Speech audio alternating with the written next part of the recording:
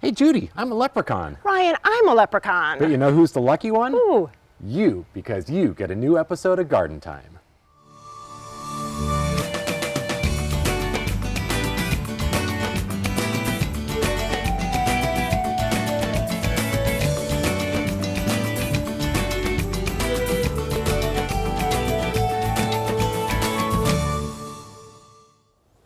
Welcome to Garden Time, and this year we're hoping for a little bit more luck as last year was so challenging. But you know, spring always holds so much promise.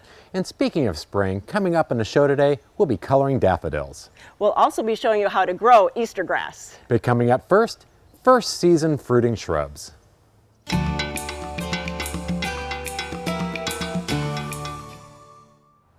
Well, don't we all love to go out our back door and pick some fresh fruit? Well, I think I'm at the greatest place. I'm at One Green World with Sam. And Sam, you know, there's so many new gardeners out there, so maybe we should start with things that are bulletproof. Yeah, things that are a lot easier than the large growing trees that need pruning or whatnot. And a lot of those things, and the ones that fruit sooner typically, are sort of the lower, shrubbier things that maybe aren't as flashy as a peach or a nectarine, but are really cool all the same. Of course, of course. And so what do you got for us? The first one here is a plant called Ugni, or Chilean guava. It's in the myrtle family, and I think we've discovered that guava is just a term for any cool fruiting thing in the myrtle family. Okay. And a lot of those things have this really nice perfumey aroma to them. They almost look like little pomegranates. Okay. Also a myrtle. And it's like a blueberry that requires very little care. Nice. Usually unamended soil, just some summer water. And it spits out all these blueberry-sized sort of, you know, small speckled pink fruits that taste like strawberry Pop-Tarts, people sometimes say, Okay. or something to that ilk. How Yeah. cool. No, that is really cool. Something I've never heard of. So, and then you have something else. You have lots of things here. Yeah, this one is blueberry, but almost an oxymoron with this one because the berries on it are actually pink. Okay. Pink berry. Yeah, it's typically the first thing that every beginning gardener throws in their edible garden is blueberries because they're really easy to grow here. We have usually naturally acidic soil, and as long as you give them at least some water and fertilizer, they start fruiting the first year and are really beautiful too. And they're good for you. And the ease, I think easy, and it kind of gets you into, I want to grow some more fruit. So you have that kind of itch for it. You can solve that itch. Definitely, and people can still get creative with all the different varieties that there are. So, Definitely. yeah. And so some other things? This one is called Gumi. It comes from different parts of East Asia, and what's cool about this one, and it's great for urban gardeners too, is that it's actually a nitrogen fixing shrub while also being a fruiting plant. So you can kind of improve your soil and eat it too. They make berries that are somewhat tannic, so lovers of wine are a big fan of them. And the flower blooms on them are out of this world. Like, they're worth growing for the aroma on the flowers alone. So not just fruiting, but ornamental too, which is Yeah, great. fruiting, ornamental, ecological. Excellent. About how tall does it get? These usually top out around like 8 feet, maybe 10. Nice. But we usually cut them back to keep them a little smaller. But nice for a smaller space, which is great. Yeah, and nice sort of silvery golden leaves too. So. Beautiful. And then this last one here. This last one is, I think, a very underrated fruiting shrub, mostly because if you eat it fresh, you might say, I don't want to eat that again. But this is a plant called Aronia, and they use it like in Europe to get the nutrition facts up real high on some of their juices and things. And what's really great about this one is it can handle really saturated soils. No. Borderline wetland. We put it in rain gardens all the time, and it just cranks out tons of these super nutrient dense berries. You can freeze them, throw them in your smoothies. You'll live to be 100. And you know, like fiery red fall foliage too. Oh, beautiful. And another kind of small tree? Yeah, we got some dwarf varieties that only get like 4 feet tall. Oh, wonderful. The other ones get about 6 feet or so. Nice. But really easy to grow, requires very little care, just some summer water. Nice. And cranks lots of delicious berries. Excellent. And you know, we asked Sam to pick things that were really easy for new gardeners, and you really have things for new gardeners, easy care plants, but then you have things that are for the next level. So really, you have to come out to One Green World, talk to Sam and the staff here. It's just an unbelievable place to just be surrounded by all kinds of unusual and favorite friends. So please go to gardentime.tv and we'll click you over to their website, but you really need to check out One Green World. Thanks, Sam. Thank you.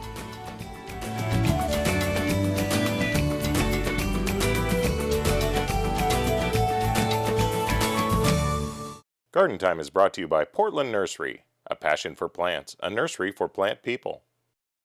Hi, I'm Sarah from Portland Nursery, where spring is our favorite time of year. It's the time to prepare your garden for planting. We invite you to get a jump on spring with our huge selection. Let Portland Nursery's staff of professionals help with groceries you can grow. We've got the seeds, veggie starts, and expertise to ensure your success. Visit portlandnursery.com for a list of classes and special events. Portland Nursery, helping make your backyard your favorite destination at 50th and Stark and 90th and Division. Do you have a leaning or broken fence? Fix a broken fence with ease. Made in Oregon, the sturdy fence post bracket can mend your drooping fence. Strong winds, falling debris, dry rot, and wayward drivers can all cause havoc on your once sturdy fence. Our sturdy bracket attaches to your existing fence and is easily installed in 30 minutes. Limit waste, materials, and save money by fixing your existing fence. Purchase online at sturdfence.com or visit participating Par Lumber and Pro Build stores. Since 1982, the Wall has been making local gardens beautiful, naturally. Whether you need a new wall, concrete patio, fire pit, or driveway, the Wall's expert craftsmen can build it. We back up our work with a 5-year warranty, so you'll know it'll last. We use the highest quality materials, including stamped colored concrete, natural stone, and we're the leader in using recycled concrete. Create an outdoor environment you'll enjoy for years, with the help of your friends at The Wall.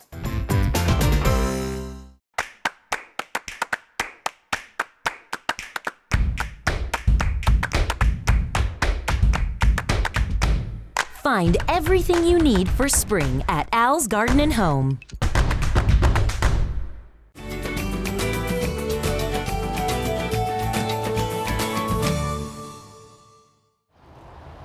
Well, it's late winter, early spring. I'm with Sarah. We're out here at Portland Nursery Division. And Sarah, it is not too early to start thinking about pollinating our garden. No, it is not too early at all. Before we know it, everybody's going to be out there pollinating all of our flowers. So what we've got here are mason bees, which are a native bee. I think a lot of people know that honeybees are in crisis right now, and not everybody can be a honeybee keeper because it's a lot of work. But pretty much everybody can be a mason beekeeper, which can be as easy as just setting this out on a south-facing wall of your house or fence, and putting these little tubes in here. Some of the native bees that are already around will actually come and nest in here without you having to do anything. Okay. But we also have a step up from that, where we've got some mason bee kits that have, you know, some different tubes that you can clean and harvest and take care of if you choose to. But regardless, the bees are there, they're native, and helping them by putting out some shelter, it can go a long way for your garden. Right. And it's kind of a great fun project that a family can do. You know, I think there's people that are worried about, they hear the word bee and they might be allergic to bees. Mm-hmm. But mason bees are a little bit different than like your honeybees, aren't they? They are. They're very docile. Most of them don't sting. It is a great lesson for families because you can see the not the honeybees, the mason bees, doing their thing and pollinating, and the kids don't have to be scared that they're going to get stung. It's a great lesson to see those bees going around your garden, spreading that pollen, and then it's a huge benefit for you that you get a higher yield in your garden, you get more flowers, right. And you're helping the population of pollinators, so it's just good for everybody. Right, and you guys have, you know, a great selection and supply here in the store, both here at the Division store and the Stark store, about basically anywhere from the starter kit, from just having some tubes, all the way up to the condos and the hotels. But you can also get the bee starts here too. Yes, we do sell some bees that you can put out when the weather is right, and we've got some information, some tubes that you can put inside that make it easier to clean out. And I think for me, at first, I was really intimidated by the idea of, do I have to clean these tubes? I don't know if I don't want to do it wrong. I don't want to kill them on accident. And it's just, it can be intimidating, but it shouldn't have to be, because it can be really easy. Right. And you guys have some great information on your website, so you can come out here to the Portland Nursery, either the Division store or the Stark Street store, and come check out the brochures and all of the equipment, talk to their knowledgeable staff, and get online, or you can go to gardentime.tv and we'll click you on over. So Sarah, we appreciate you being out here with today and talking to us about mason bees. Thanks.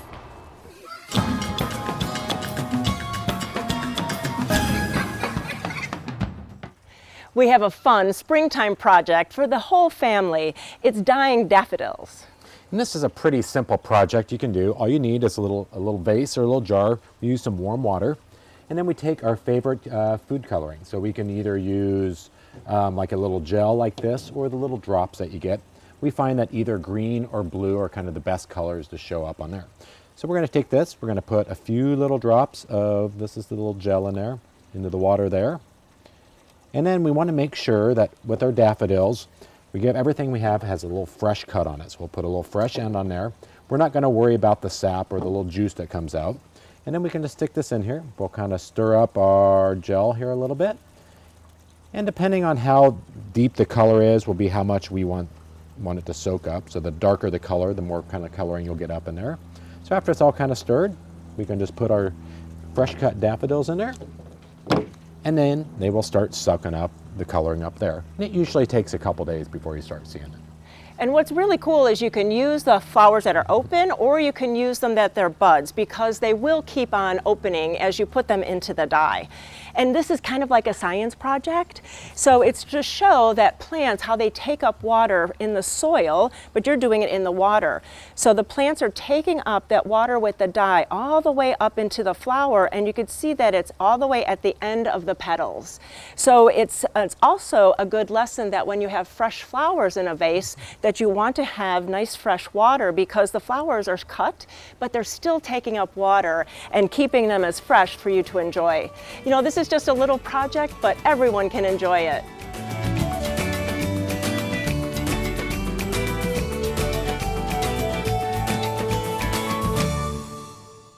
Spring is all about freshness, and you can't get any fresher than Blooming Junction. From new and interesting annuals and perennials that can bring fresh color to your garden, to the freshest of produce from our fields and from local growers. We can also help you be successful with our full slate of timely and helpful classes.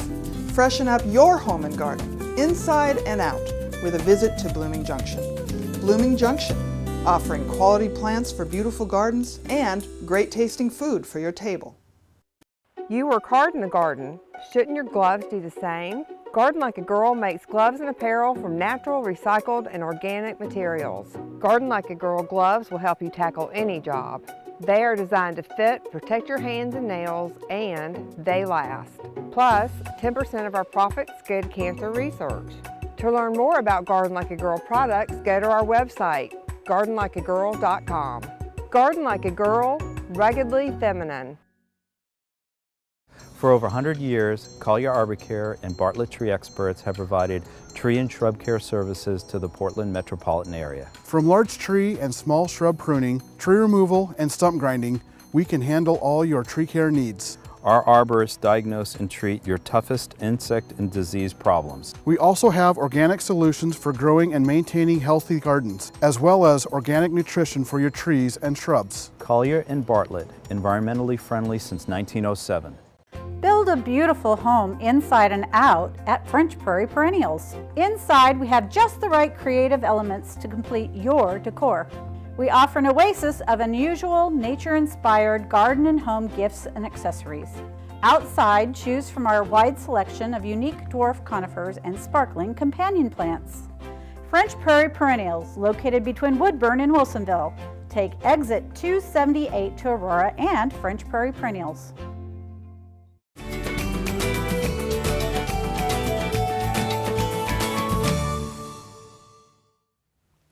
Easter is coming up in just a few weeks, and we have a great project for you to do with your friends and family.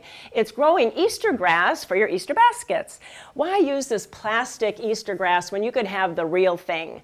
So the first step is to get some black gold all-purpose soil. Now this soil is great because it's all sterilized, there's no insects, there's no disease in it. Don't use any kind of soil from your garden. And it actually has some fertilizer in it.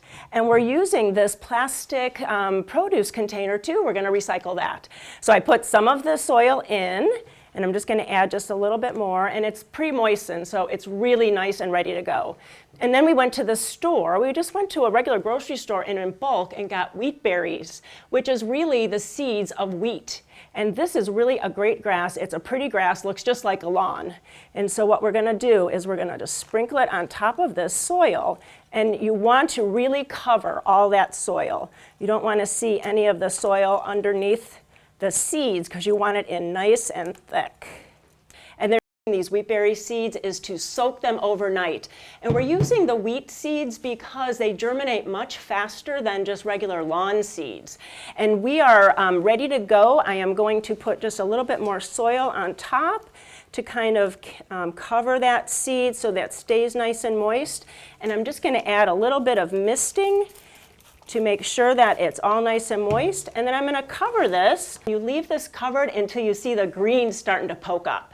So then you can take, once your tray is all planted up, you can take it and set it in like a nice warm window inside your house. So after about 10 days, they'll germinate up and start sprouting. So these are about 10 days old, which is pretty quick.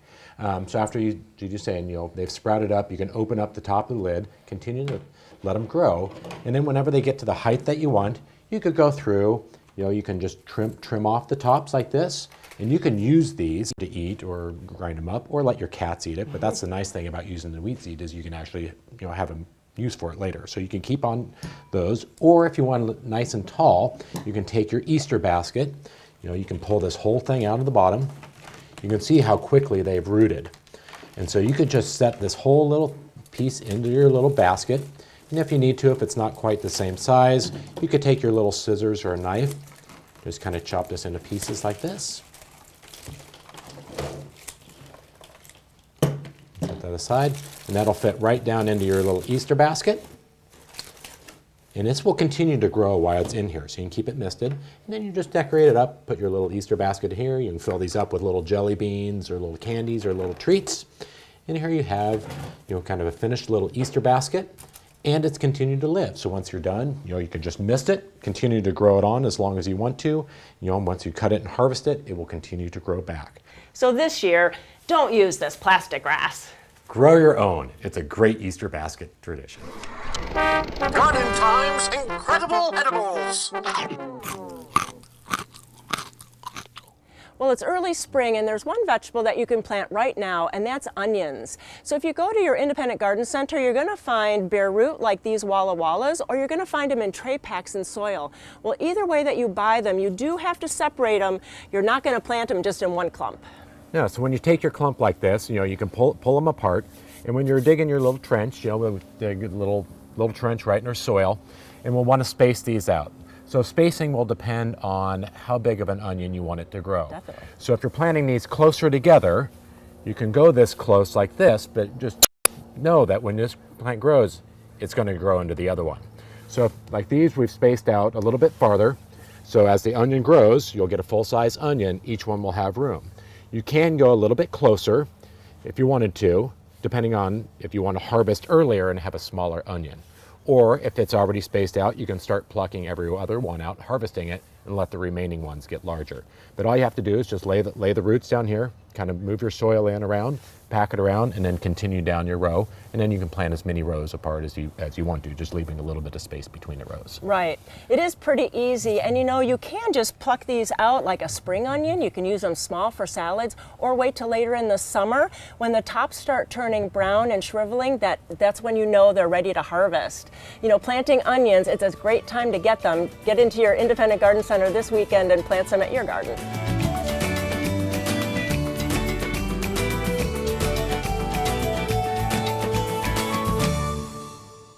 Garden Time is brought to you by Capital Subaru, your way on the Parkway. At Capital Subaru, We've been here through it all. For you, your family, the furry friends, and our community. It's a big commitment we gladly make. And the fact is, we're growing. Our future is big, like our commitment to our Capital Subaru family. Come see us on the Parkway and get ready for big things in 2021.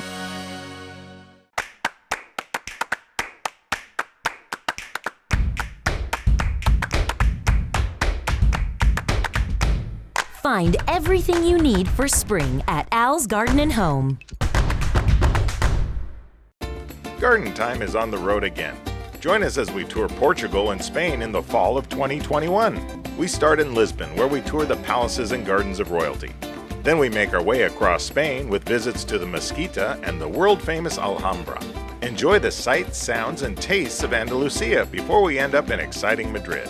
Local transportation, hotels, and 26 of your meals are included. Go to Garden Time Tours for more information, and we'll see you in Europe. Little Baja is your source for a whole lot of terracotta and concrete too.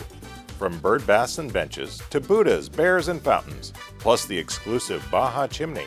We have an amazing variety of the finest in terracotta and concrete containers. Come check out our selection of statuary for any garden theme or setting. So for something for the garden, deck, or patio, come see us at Little Baja on East Burnside in Portland. Find us on Facebook too. At Sagawa Nursery, we always talk about taking your garden from ordinary to extraordinary. For us, that means bringing you the newest and best plants and unique garden items to you, our customer. For you, that means we'll help you transform your garden into something that's extraordinary. We also have some great gift items and even a few surprises for inside your home too. Sagawa Nursery, growing beyond the ordinary.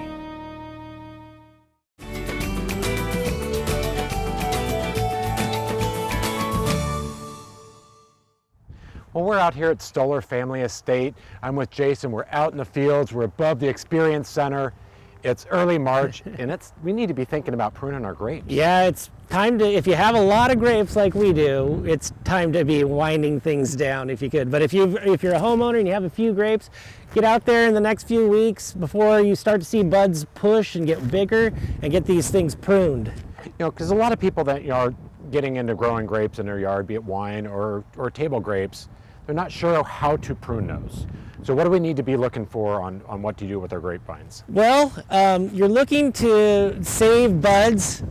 Each one of these buds was a leaf last year on young wood, 1-year-old wood. That's where shoots are going to come from that have the fruit. Okay. And so what we do in the vineyard is everything's laid down on a wire. Last year, this shoot was laid down on a wire, and we come through and remove this 2-year-old wood to make room for the 1-year-old wood to put onto the wire in a renewal sort of pruning method.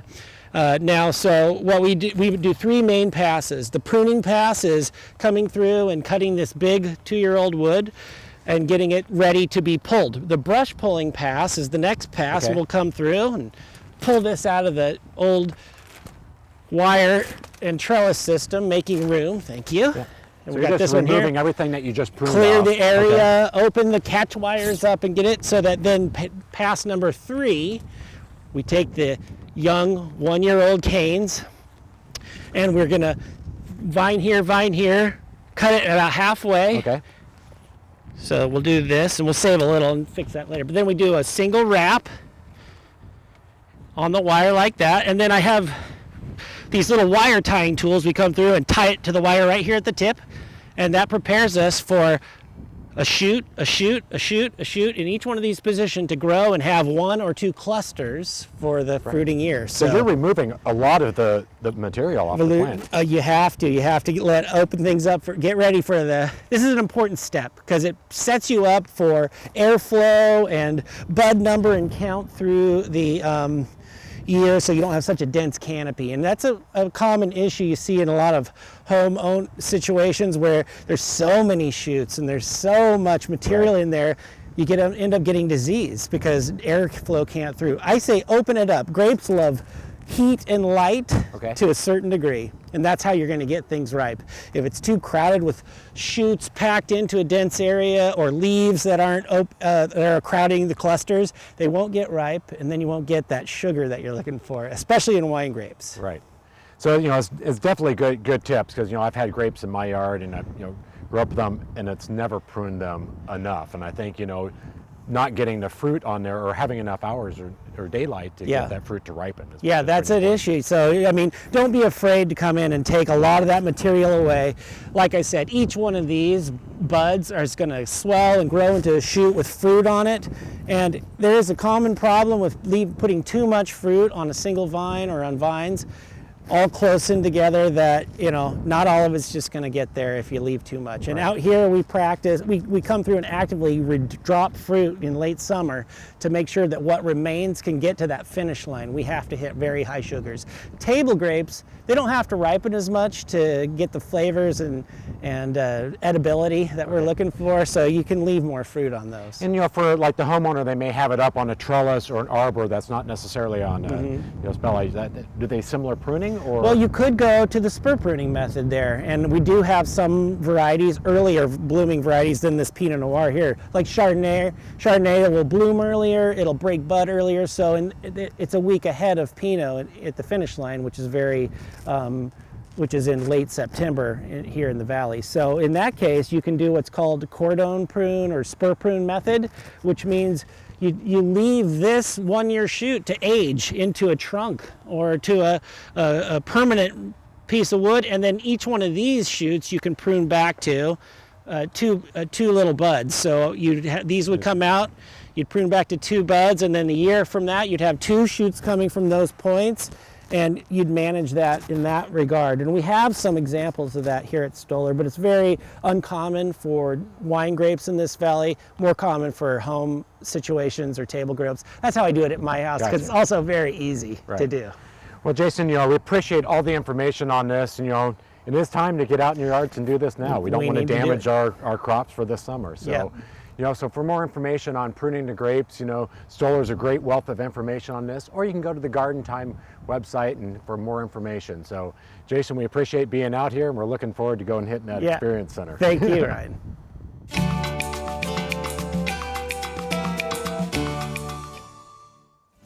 We want to thank you for watching Garden Time today, and we wish everyone a happy and safe St. Patrick's Day.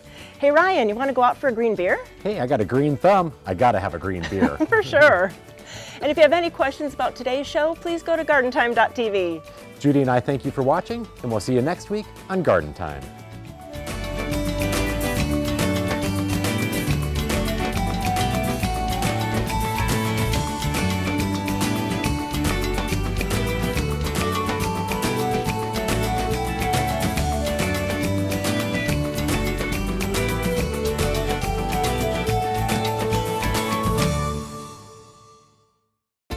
Garden Time is on the road again. Join us as we tour Portugal and Spain in the fall of 2021. We start in Lisbon, where we tour the palaces and gardens of royalty. Then we make our way across Spain with visits to the Mesquita and the world-famous Alhambra. Enjoy the sights, sounds, and tastes of Andalusia before we end up in exciting Madrid. Local transportation, hotels, and 26 of your meals are included. Go to Garden Time Tours for more information, and we'll see you in Europe.